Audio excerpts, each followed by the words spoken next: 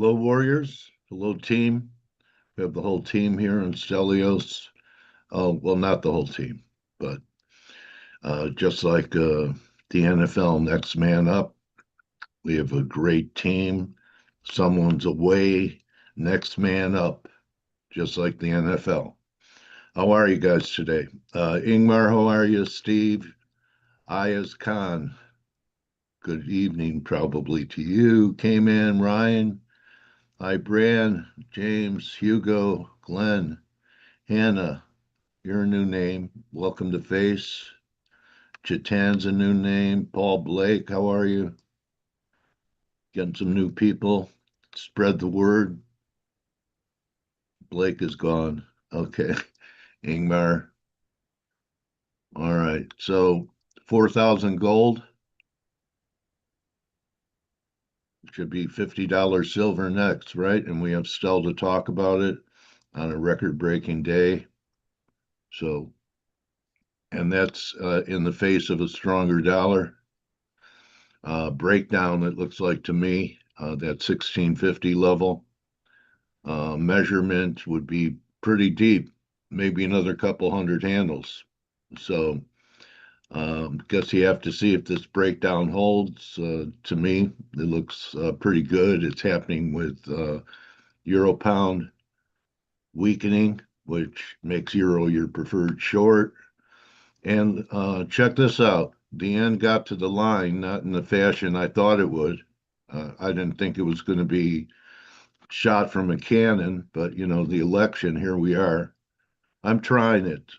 Okay, so about a 50 pip stop over the highs, see what happens. I mean, that's the only reason I'm doing it because the RSI is confirming.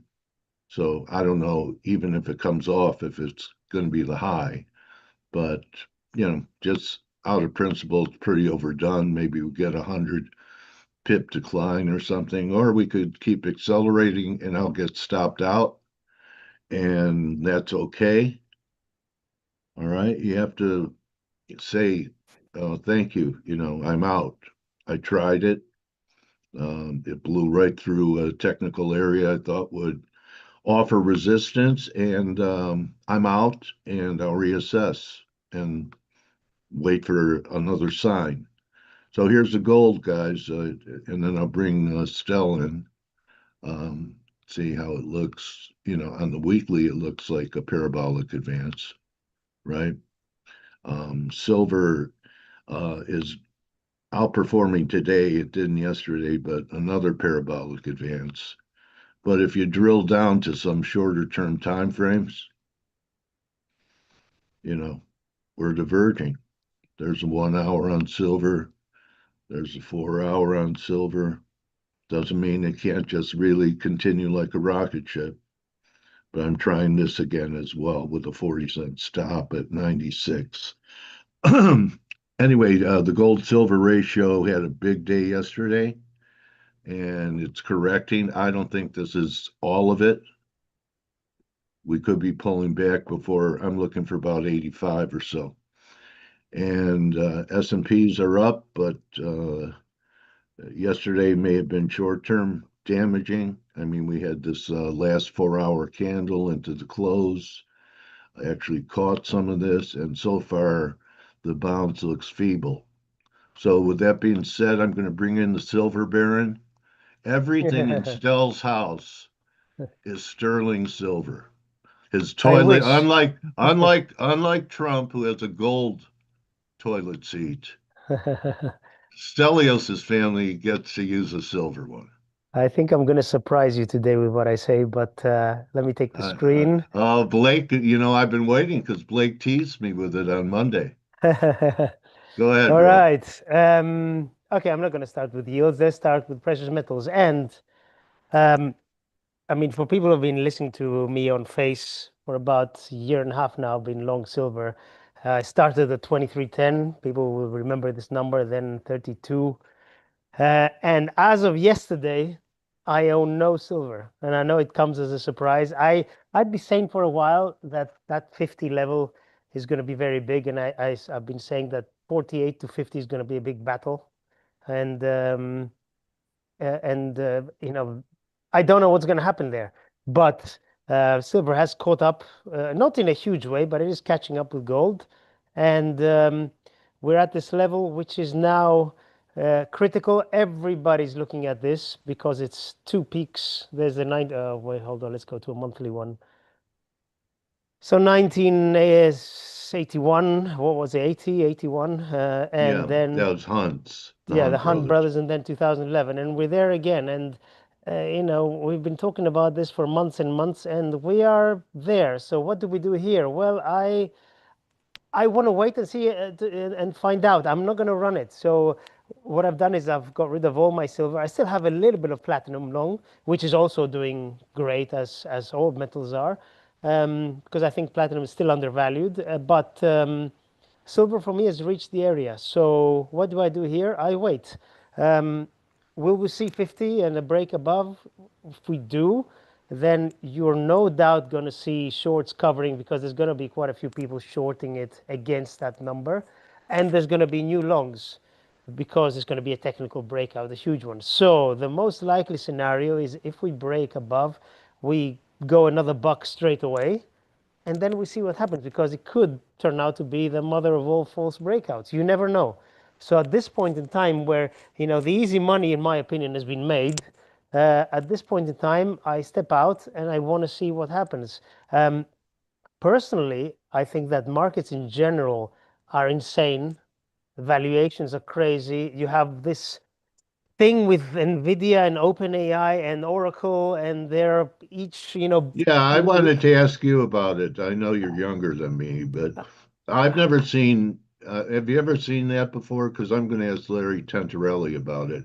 It's uh, almost like a game to enhance value where they're all, in yeah, one among club. themselves. Yeah, they're lending money to each other and buying stuff of each other. And but Yeah, what is that? I don't get it. I don't understand it. But for me, it smells bad. And I was talking about this with a couple of friends of mine this morning, and I said, replace 1999 with internet everything, and we have AI everything. It's the same craze now.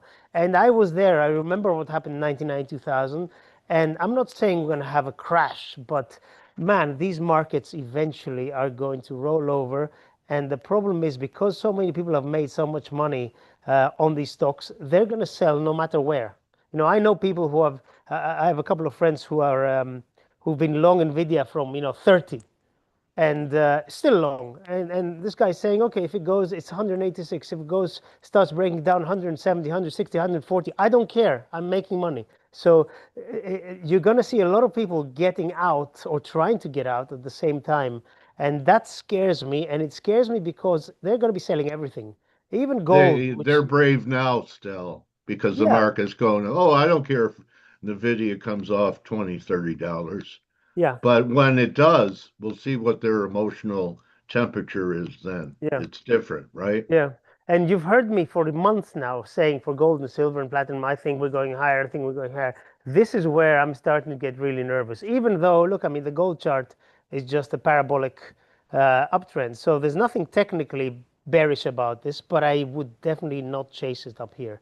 And anything you look at, we're starting to I think we're going to start seeing more and more signs of the markets turning. And what are those signs? For me, the dollar turning higher is one. And we are seeing, and for Forex Analytics subscribers, on Monday, I think it was Monday, yeah. I had been bearish the Dixie for a while. I had the target in Yeah. 95. And a couple of days ago, I said, okay, that's it. I'm neutral now. I don't think we're going to get there. And what happens typically when we start getting risk off? Two things happen. One, the dollar starts getting bid, always. And two, bonds start getting bid. And I think these are the two things we have to keep in mind. And look at the US 10-year. It's still Yeah. struggling. It's still struggling with this trend line. Okay, maybe I haven't drawn it perfectly. It's not exactly right. But I still think we're going lower. And I think we're going to see risk off, equities lower, bonds higher, dollar higher, cryptos lower, metals lower, the usual reaction. I'm not saying that this is going to be a 2008 style crash, no, but I think we're running on fumes now. And all these things that are happening in the markets, and everybody saying buy anything is going to go higher. It's a sure thing. Whenever you see that, well, last time I remember that was in 99 2000, and I remember it vividly. So I'm very, very cautious when everybody I speak to and everybody I know, they keep asking me what's the best tech stock to buy because I want to make money. It just scares the hell out of me. And I'm now in my portfolio, I'm about 70% cash now. I am just letting go of everything, and I will reconsider. And the other thing, sorry, I keep ranting on, but they come to me one by one. Trump, he said yesterday about the government shutdown. I think he said it before, but he said it yesterday. I read it. He said, "Yeah, okay, we know the shutdown is a good thing because we stopped paying some people, and many of them are not going to come back to their jobs." I mean, if that happens and we see mass layoffs on the government sector, how is that going to help markets in any way? I mean, it's going to be it's going to be destructive. I don't think he's going to do that. I don't think they're going to start laying off, thousands or hundreds of thousands of government employees. But um, it's scary just to say it for me. That's why my whole bias now has changed. I'm very, very cautious. Remember, I've been saying for weeks and months the path of least resistance in equities is to the upside. I think that this is now changing. And look at the S&P. It has been going. Yes, there was a blip here in April, but bought straight away. And if you scroll back, I mean, it's been a straight line from COVID. Yeah. So what stops this train with valuations which are ridiculous? I mean, look at forward PE of Nvidia and Palantir, which is I think 180. I mean, this. Palantir looks like it may have peaked if you watch it. I mean, I don't know what to make of this. Where is the monetization? Where are they going to get the income and the profits to match these valuations? When are they going to do that? Remember Amazon years and years ago, they were losing money every year and the valuation was massive, but it took Then them it a fell to decade. 10, fell to It, 10. yes, it took them a decade to really become profitable. I mean, I don't understand. I don't know. I'm a dinosaur. I don't know, but I don't understand these things, and I'm really really scared here. So I am unwinding as much as I can. I actually bought TLT a couple of days ago because I think yields are going lower. And if you look at a more long-term chart from the highs 2020 in Yeah. COVID when we were at almost 0%. I mean, this is a very nice bottoming formation, I think, and I think risk reward is good to be long bonds here. So I'm going to try. I'm trying that. I have my stop below 83, giving it a lot of room to breathe and see what happens. But the year's done has gone very well for me, and I don't want to piss away these earnings. So I'm being very very cautious now. Anyway, we'll see how it goes. You know, Congratulations. Thank you. It's been a long and hard battle, but it's worked out in the end. Excuse me. Cryptos are doing well because they're aligned with risk, in line with risk. But man, if the S&P starts dropping, these are gonna go. Yes, people say, oh, it's a scarce asset and all that. They compare it to gold. I think the correlation with stocks and the S&P is gonna be 1 to 1. Actually, probably 2 to 1. S&P goes down 1%, Bitcoin goes down two, I think. But It we'll see how put it in a goes. pretty, if you put up like a 4 hour, Yeah, I brought up the three drive to a top. in Bitcoin Is or that the Ethereum? 4 hour? In Bitcoin or Ethereum? Oh, in Bitcoin. Oh, there we go. See that? See those pins? One, two, three. 1, 2, 3. Yeah, yeah, yeah, And yeah, yeah. it came off pretty good off of that. Nice one. Yeah. Yeah. Anyway, what I wanted to convey today is that I'm very, very skeptical now, and I'm very cautious. So I'm unwinding as much as I can and see how things develop. Okay, I want you to take some of that money you've made out of your account and do something special for yourself and your family For my and wife. make it real. Yep. Because when they're just digits in your account, it's not as real. So That's my advice to you. That is very good advice. Very good. Reward, and it goes out to everyone. You know, when you have a run and you have a windfall, don't leave it all in there. You could always, pull it and reinvest in something like bonds, like Stel is doing, or enjoy it. I mean, money comes and goes. Time is gone forever. Make it count. Yeah. Enjoy the fruit of your labor is basically what I'm saying. And Yeah. staring at a number in a P&L or an account, yeah, it could give you some comfort and stuff, but make it real. That means you have That's to good spend it. advice. That's good Okay. Make advice. it rain. Make it rain, yeah. Yeah. Well, this has been a rainmaker. You bring up rain. This has been a rainmaker trade for both of you guys. Yeah, it's been So good. it's already rained, Steve. So go I don't out know and about Stelios, but it has been one of the easiest trades to take, in my opinion. Be yeah, long term, I mean Long term, long. yeah. If you don't Yeah, worry about daily swings and exactly, fluctuations, yeah. exactly. I'm telling you that I still own the physical from 20, and if I would have been able to click my mouse and sell it, I probably would have. But it's you get a hernia carrying it around, Oh, you have right, so Steve? much. Well, I mean, Remind me where you live exactly. uh, Send me your address. Serbia. I moved to Serbia. Anyway, but it's heavy to move around. It's so it taught me something You that probably have too much if it's that that I should heavy, Dale. that no that I should just stop trading and buy things, buy Yeah. stocks, take the certs, and not screw up by trading. So anyway, it's a interesting example. I couldn't sell because it was inconvenient. I could have, but I didn't. But I might. But I'm going to have to hire Steve to come over here and help me carry this stuff around. Um, Consider it anyway, done. all right, buddy. So let's bring the Um, rest of the team and really, Stel, great presentation and really everyone's, it's different here in F.A.C.E and Forex Analytics. A lot of people um, don't like to celebrate other people's victories and their successes. And it's not like that here. We're all happy for each other. It's like we all win when someone else wins. Blake put out a tweet about a guy who just qualified for some more of these accounts, trader funding accounts on the gold move. And we're cheering the guy on. And it's great to see, two of the partners clean up in a historic move that they were not bashful about talking about for the last 10 years since I've been here. So, that being said, let's bring in the new team members. The short timers. That's a prison term, Ryan. Short timers.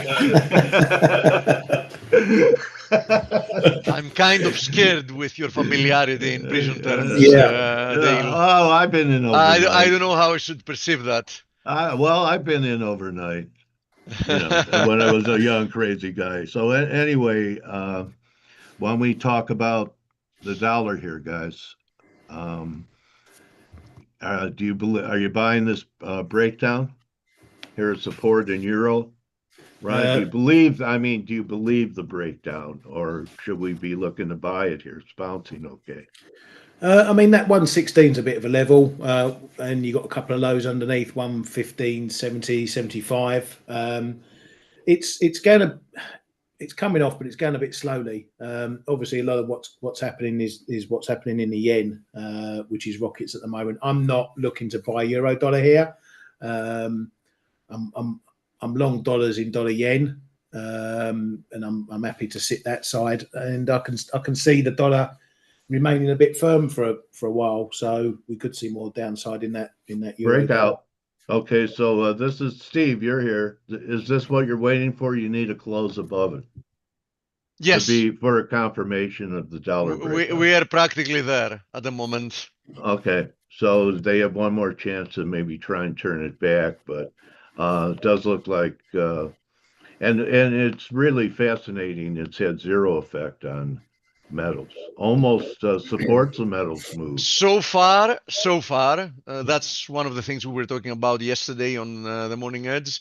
So far, it seems to have had zero effect Yeah. on Uh, anything. yeah. You know why how Martin Armstrong describes this move that's happening in dollar, gold, and S&Ps all going up together as flight capital from Europe. That a lot of the real wealthy are leaving Europe, and they're buying dollars and they're buying stocks and they're buying gold. He's very concerned about what's happening in Europe. So that's how he explains it. It's not a dumb guy, and he's also not a guy that you know just likes to get clicks. So you guys are in Europe. All of you guys are in Europe. Do you sense anything happening on the continent? I know you guys are in the UK, but Steve, Stel, do you notice anything? Are you reading anything in your press or maybe, uh, about other countries in Europe that people should be concerned about and that affluent people that can are leaving, going to Dubai and things like that? Either of you guys? Not really. I mean, we're a small country here, but there is definitely an outflow of people to places like Dubai. But I don't know, man. I don't Okay. know. I don't All know. Yeah, right. the Revolut guy has packed his bags from the UK and gone to the UAE. But it's part and parcel.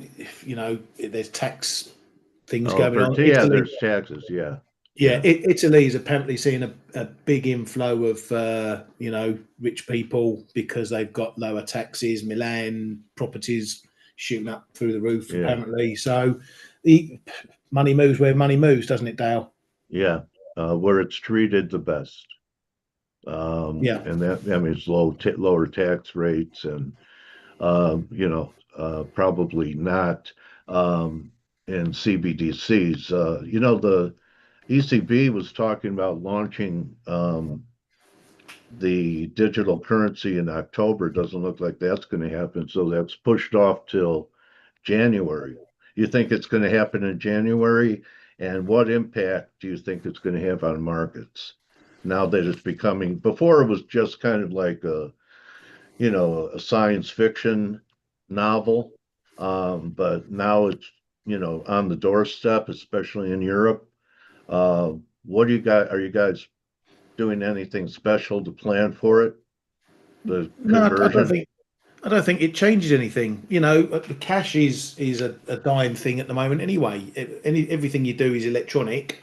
So what's the difference? It's going to update payment systems and things like that. It'll probably be more beneficial to you guys than it will be to us because you still have banks who can't do same day transfers or instant transfers between bank accounts. You know, and the technology in some of your rural banks, still in the 1990s. So Okay. it's a technology thing more than anything that's it's not going to change how much money I've got. It's not going to change how I'm going to move money, as I say, except for a technological aspect. So I don't see it being any sort of big deal. It's just gonna mean that the beaks are going to have more insight into where your money's going. That's right. Don't know. Yeah, everything you do, right? That's what they want to do. They want to make Yeah, sure you're not up to no good, and you're not getting away yeah, with dodging taxes and things like that. That's why they're doing it. yeah. Okay. That's it's a good explanation for it. Armstrong also says, I'm not running a commercial for him, but he said the reason the dollar is still the reserve currency is that we've never canceled any notes. Okay, meaning currencies. Okay, so if you stashed dollars cash even 40 years ago, 50 years ago, those notes are still good. Although I remember when I was younger seeing $1,000 bill and even a $10,000 bill. Do you guys remember that? I don't didn't think- know there was a $10,000 bill. I know about the $1,000. I've Yeah. seen. Yeah. So I don't think they're in circulation anymore. But anyway, he says, They don't investors. produce them, but they're still valid. Okay. All right. So he's saying that's why investors still favor the dollar, as they haven't changed their currency, they haven't canceled notes. Of course, they came off Bretton Woods and all that stuff, but the currency hasn't been canceled. So we'll see. Let's bring in Kman. Heidi, hi, Before, Dale. hey buddy. So I don't while the recall. I don't recall the $10,000 bills. I spend them all. yeah yeah On coke and hookers. Oh yeah. so were you doing anything in this? Am I doing anything? Yeah, Yeah. I took. I bought dollar yen and I took my profit. I just because of the speed and because of. I'm not 100% convinced that the dollar has a lot further to run just right now. But yeah, yen itself is probably going to remain very offered. A lot of adverse news still coming out surrounding the election. Real wages not going anywhere, so I guess retracements will be bought in dollar yen or any cross yen. What else have I done? I agree with Stel. That's what I was saying on the flow show this morning in the room as well. Speed of the metals is starting to make me feel a little uncomfortable. I'm not saying that I'm going to go short, but I won't. But yeah, just the speed of it. I wouldn't be surprised if all of a sudden the demand dries up for a while and then we get back down to more maybe let's call them more sensible levels also. Yeah. Yeah, and How about I think in yeah, the next few months you'll be able to buy silver at 43. I I've got a hard time to stick a real level on it, but it's possible. I mean, Yeah. a 15% correction or a little less. Yeah, it's Yeah. possible. Well, I'm just a Yes, measured move, 46, 49 right. gives you some moving. Yeah, 43 was a big breakout. yeah. So anyway, There's a lot of confluence in silver, 50 and a half bucks there. There's a lot of confluence. So maybe, as I was saying as well, maybe a little overshoot, and then all of a sudden the floor right. drops out for a while. I think gold as well. Okay, I mean, Asia is still buying it, but then yesterday I saw those comments, I think one of the American banks saying that now every portfolio should have 20% gold in it, which is really a crisis scenario, right? I Yeah. don't think that anyone else, well, unless you are solely playing that instrument, but if you're an investor, I don't think that many people would have even thought to have 20% gold in the books. Um, that would be a bit of an extreme. So maybe the market is picking up on that and Yeah. buying it because there will be none left tomorrow. So that's where I'm also starting to be a little let's say cautious. What else? Yeah, I don't know about euro because that's still undergoing the laws of French politics, German data not able to stand up. So that could remain a bit heavy, but I'm not sure that the dollar, for if the shutdown goes on for much longer, if that goes on for much longer, has much more room to run. So I shyly bought a little bit of Aussie this morning, but it's It's only been holding like up a great. small one. Sorry? It's had the most relative strength. Yeah, I mean, yeah, it's still one of those currencies that I think that if something goes on, I'm maybe not the outperformer, but one that could do okay. I for sure won't buy Kiwi, but because the RBNZ is killing the Kiwi on their own. But yeah, Aussie is that one, but it's just to see if the dollar maybe loses a little bit of its steam. But as I said, it's small. I've got a bit of room. Even if it goes down to low 65, I may add a bit on the Aussie dollar and then see what Yeah. happens. But All right. for the rest, no. And I'm going to be off again for a few days, so I'm not going to add a lot to anything. There's a few interesting pairs. For those who trades candies, for instance, Dolanoki peaked above. It had a quick peak above 10, and it seems to be rejected as well. So that's maybe an interesting one to keep an eye on as well, especially that the oils are holding up. Let's say holding up, not really ramping higher, but just holding up. Yeah. Someone told me the emerging market currencies look different than the others. I really I don't know if it was in your time zone, but yesterday Trump was kind of leaving the door open for perhaps getting things sorted out with Canada or having a look at USMCA and maybe those are just Canada and Mexican peso are just going to wait for what's going to happen on all of those things and just quiet down a bit. Because if there's anything positive coming out, maybe the Canadian dollar has run most of its weaker course as well for the time being. Okay. Well, thank you, buddy. No problem. It's interview time. Steve, whoever is host, please promote Larry Tentarelli of Blue Chip Daily so I could talk to him. I tried to do it. Thank you, Stel. You are the host now, Dale. I am now? There he Okay. is. I saw him. You I'm are the promoting host. him. Don't worry, I just promoted him. Okay. So he should join. What a great half an hour here with you guys here. I think we covered a lot of ground. And then Kman came through at the end with decent idea that, I mean, if the note really wasn't that impressive with this dollar rally. Good eyes. Good eye, Kay. No And problem, thank you, my friend.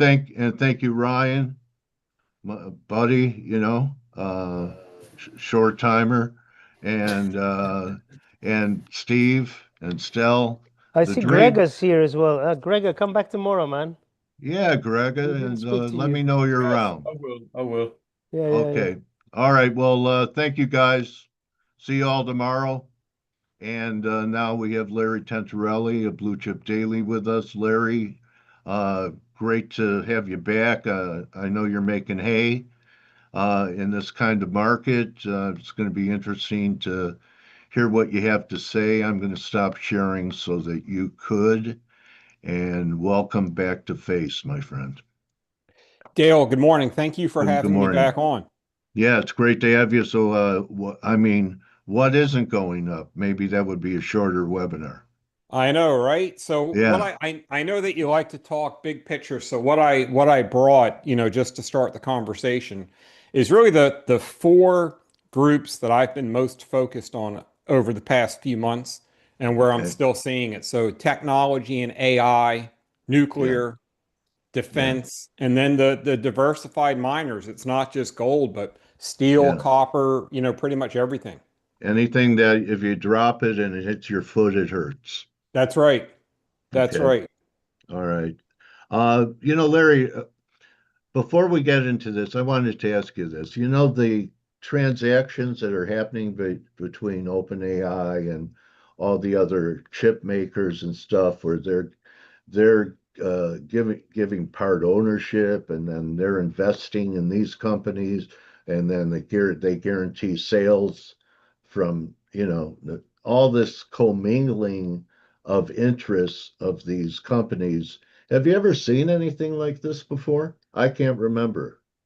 I can't say that I have, and it does have to give you some pause, but you know me, I just follow the charts.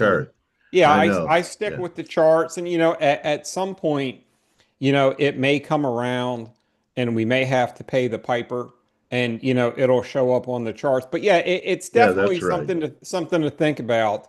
If for some reason something goes wrong with OpenAI, and it's like a domino effect where they're spending money with each other. So it's definitely something that I pay attention to, but I keep it on the back burner until the charts start to show it. Okay, so let's start with the Q, way above even your shortest term moving averages. The red and the blue, I'm not sure what they are. Yeah, so the 10 red and 20, 10 and 20. Yeah, the red is the 50-day. Yeah. And that's really my key trend filter. So, on any chart, if we're over a rising 50-day and we're over a rising 200-day, I want to stay long. And I've been long, triple Q for a while. I actually bought some more triple Q just yesterday. So I'm not really, worried about it up here. I'm a trend follower, and I know that at some point this run will come to an end, whether it's today, 2 months, 2 years, whenever it is. And it'll show up on the chart. But really, if we're over that rising 50-day and that rising 200-day, I'm going to continue to press these things on the long side. Yeah. They're like little dots on the chart.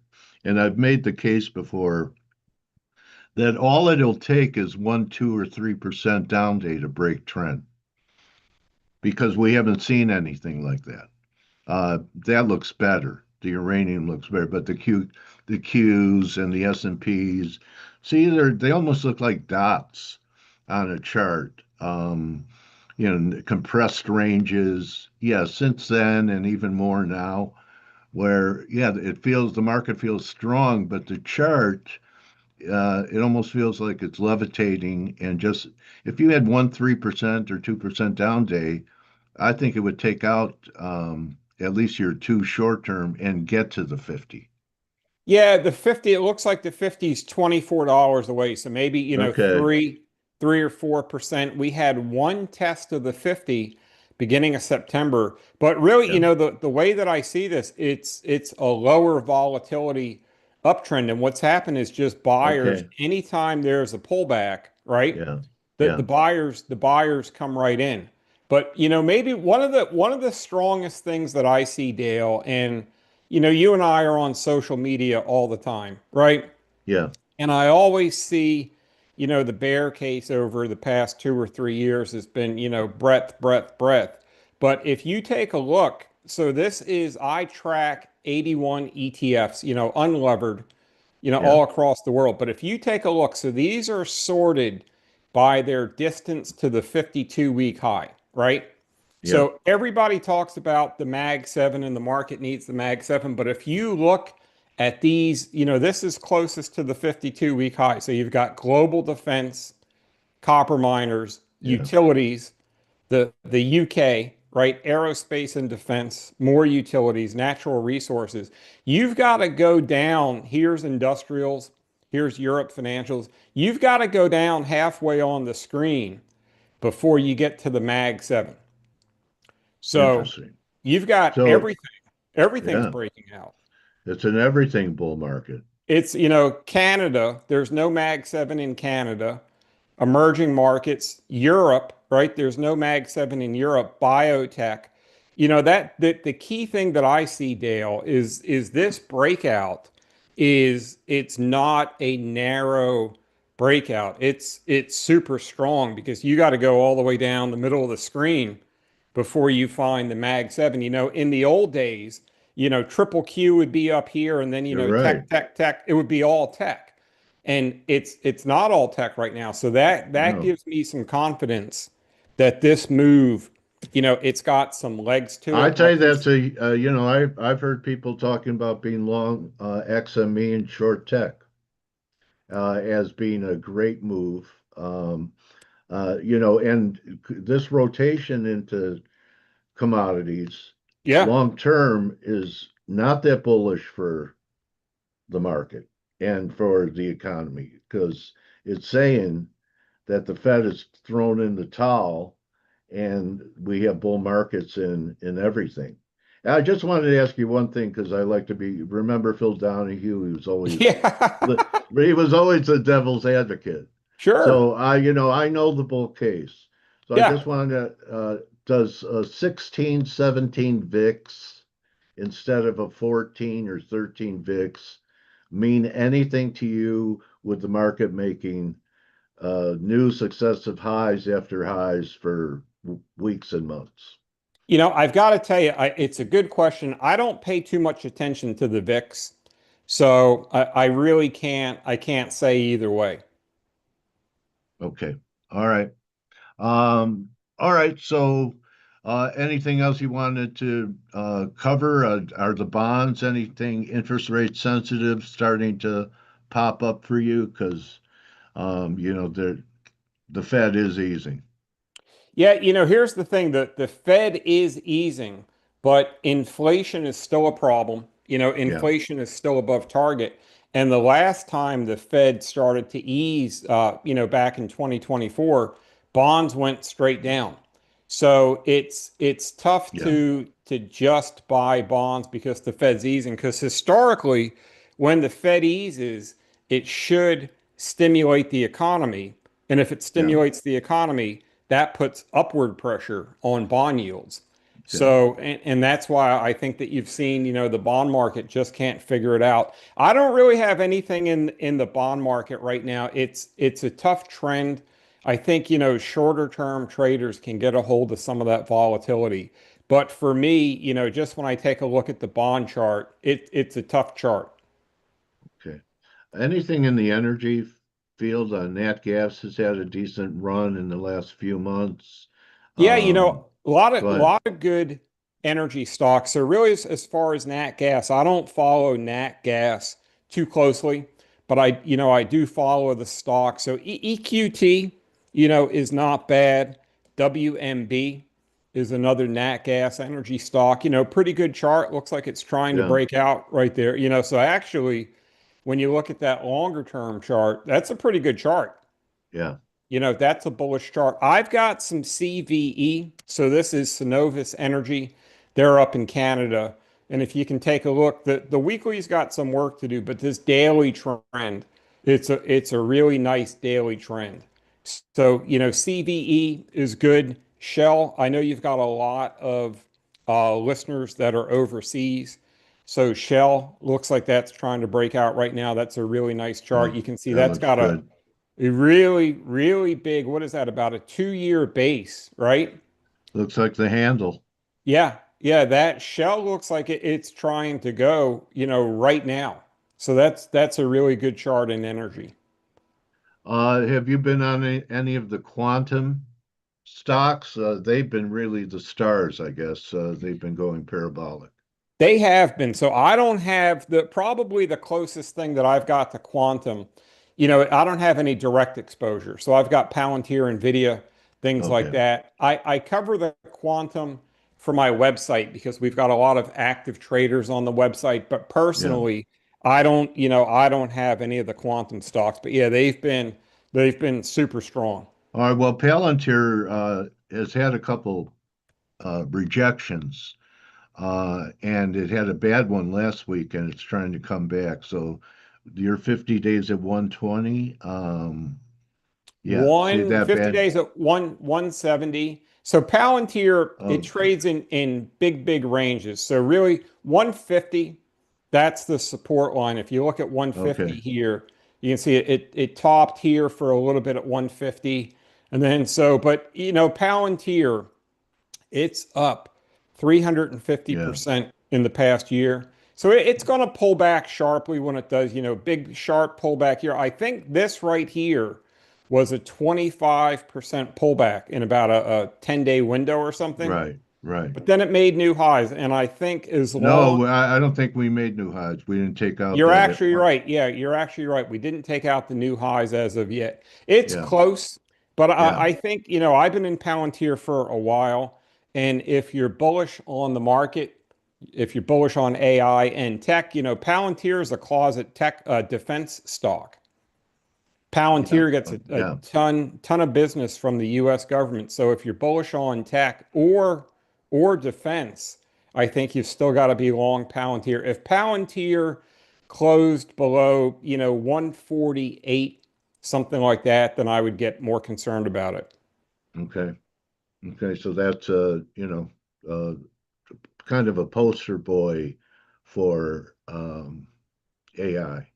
Anything It, with any crypto stocks, Larry? Have you ventured into some of that stuff? so I've got the Bitcoin ETF. I've had that for a Okay. while. And Okay. I've had this Bitcoin miners. This has been on our website Wow. buy list maybe for eight weeks or so. I've had it on our buy list, but I don't do, for me personally, I tend to stick with, the large caps, the bigger names, and they can still be volatile, Cameco, Palantir. But yeah, we've had Bitcoin miners on the buy list for about 8 weeks right now. Super strong. I don't look at them too closely. The strongest one that I know, and this has been on our buy list for about 8 weeks also, is Iron, which I believe is they're either a miner or an exchange. I don't follow them really closely. I just look at the charts. Okay. But I think you've got to be long there too. Any of these charts that are like this, even biotech. Biotech is starting to make a really nice move for whatever reason. And, I think you should have some biotech exposure. This 50, 200-day just crossed. If you look at the green line, which is the 200-day moving average, you can see that's really just starting to turn up right now. Yeah. So it's like we said, Dale, I mean, everything, Yeah. clean energy. I mean, if you name it, it's probably in an uptrend right now. But we just had a harvest moon. Aren't you going to bring in some of the crop and trim anything, Larry, and throw it in your silo? You mean for some of these positions? Yeah. Oh yeah, yeah. I've been booking some gain. I booked All some right. gains on the way up. I booked some gains Okay. recently. I booked some gains in nuclear. I booked All some right. gains just yesterday in XME, right? Because All XME, right. I'm up about maybe 40% or so. I Yeah. bought this breakout over 70. But what I Yeah. do, because I'm a trend follower, so let's just say hypothetically, I've got a 3% position in XME, right? Right. Maybe I'll sell 50 basis points. Maybe I'll trim 10 or 15% of the position, continue to stay long, because once these trends break out, you really never know how far they can go. So I No, would you rather don't. give back, 5 or 10% at the end than sell it too soon and watch it go up 50%. But yeah, I'm in this market, I'm constantly, trimming some of my winners. If I've got some losers, I took a loss yesterday So in that's a kind of a rule of thumb for you when something in your portfolio becomes 3% or more of your portfolio. That's kind of a sign to, it's really been a huge performer for it to become 3% of your portfolio. So you'll trim. it Am I could be reading you right? to a degree. So it depends. I might have a smaller position, so I might buy a 2% position. And if it goes up 20%, 30%, I'm going to dial back some of it. Yeah. I never want to get into a situation where I buy a stock, it goes up 20, 25%. I don't take anything off the table. And then they shake it out, after earnings. I never want to round trip a trade and not take something off the table. So I will consistently, I'd say, probably every week, I'm usually taking some gains somewhere, and especially if I'm buying new stocks. So I've been buying stocks, for a while, but I'll constantly be rotating because you can't just keep, buy all the time. You've No. got to hit the cash register too. So, I just started my position in NLR just last week. But when I took it, I sold Cameco, and this is probably going to go higher. And I sold No. GE Vernova, and I made, good money. I think I made, 20 to 40% in both of those stocks. But I don't want to get in a situation where I'm just constantly stacking up new risk and I'm not hitting the cash register along the way as well. Good discipline. Cannabis has come out of real long bases on the talk that they're going to reschedule, and now everyone's waiting for the reschedule announcement. Not a bad looking chart either, right? Great chart. It's a really nice chart. So Huge really move. the key thing for me, the green line, which is the 200-day, Yeah. that's my long-term go or no go. So if something's under the 200-day, I generally won't touch it, right? But when you see this big move over the green line, that's bullish. This 50-day moving average, which is the red line, That started to turn up, so that's bullish. And then the red and the green, the 5200 crossed each other. So yeah, that's a really interesting chart. Longer term, I think yeah, I mean, you could have if the market starts to move back into these stocks, you could have a pretty long runway to the upside. Yeah. Well, Larry, best way for people to follow your work and let's see, we just ended last quarter, so where were you at on returns and is based on your model portfolio? So I'm just a little bit behind the S&P right now, and I've had a lot of really good stock picks, but where I went behind the S&P is when they flushed the market out in what was it, April? Okay. So Yeah. right near the low, so because I'm a trend follower, when these trends break down, I'm going to raise more cash. So right near the lows, I probably had about 40% in cash. Yeah. So if the market would have broken down, so right here, when the market broke down, I had outperformed the market all the way up until right here. And if the market had continued to break down, then I would be outperforming by a wide margin. But what happened is when the market turned as fast as it did, when you're at 40% cash, you're going to have to try to play catch up. You see what I mean? Yeah.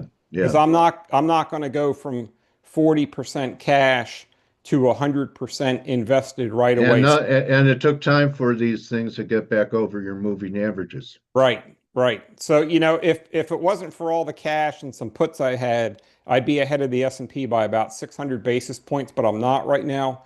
I'm behind by, I think, about 150. But I'm pretty confident that by the end of the year that I'll get ahead of the market. But I've had a lot of, really good, monster hits like Palantir and Robinhood. But because I went to such high cash and I had some put options that expired worthless, I'm a little bit behind the S&P right now. All right. Well, Larry, I bet you do beat the S&P by the end of the year. And, sometimes we have to pay the price for being disciplined too. That's what it is. That's a I've hard got lesson, but yeah. Well, you know what it is? I've got a lot of subscribers, and my first goal is let's never lose a lot of money, right? Because if you underperform the S&P, by a percent or two or whatever it is, and it goes up 20% and you go up 18%, that's fine. 18% is not bad.